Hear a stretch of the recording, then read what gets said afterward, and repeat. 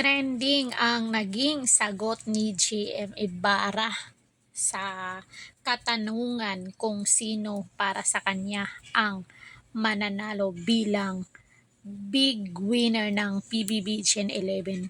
Ang sinagot niya ay si Kai. So isang netizen ang tumaas ang kilay dahil ine-expect nila na ang isasagot ni GM ay si Piang.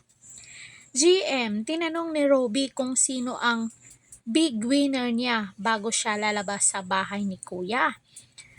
Sabi ni Robby, para sa inyo, sino nga ba ang karapat-dapat na maging big winner ng edisyong ito? GM, I think si Kai.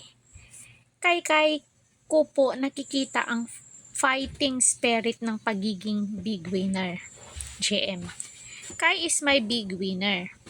Netizen, sus, buti nakalabas ka, ha ha ha. Piang pa rin ang big winner namin. Wala akong paki kung sino man ang big winner mo. Asa pa ba sa'yo?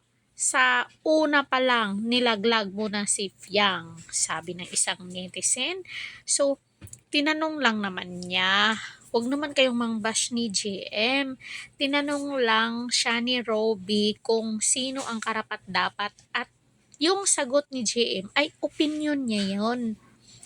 Nainis ang isang netizen. Akala nila si Piang ang babanggitin ni GM big winner niya bago lalabas sa bahay ni Kuya. Mali pala kasi si Kai ang big winner ni GM. So opinion niya kasi yon. So hindi natin mapi-place si GM kung si Kai ang gusto niyang maging big winner. So magbasa tayo ng mga comment dito.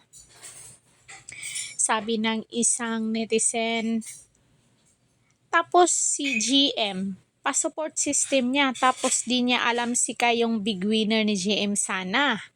Sus, baka pag sinabi niyang si Piang, sasabihin na naman ng iba, bias siya kasi hanggang dikit silang dalawa, hayaan nyo na, it's his choice. Tama nga naman, choice kasi ni JM.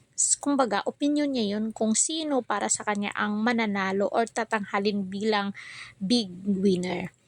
Ngayon nga siya, di na nga niya pinapansin si Jazz. Hay, sinapok sila ni Piang na sila tumagilid pero si Piang never sa kanila nagbago ng tingin.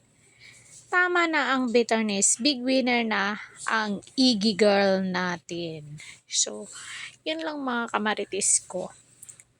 Sa palagay ko ay opinion ni JM yun. Kung sino para sa kanya ang winner. Kung sino para sa kanya ang mananalo. Kasi yung tanong na yun, ano niya yun yung kumbaga, para sa kanya yun, hindi niya naman i-place kayo na si Kai ang gusto nyong papanalunin.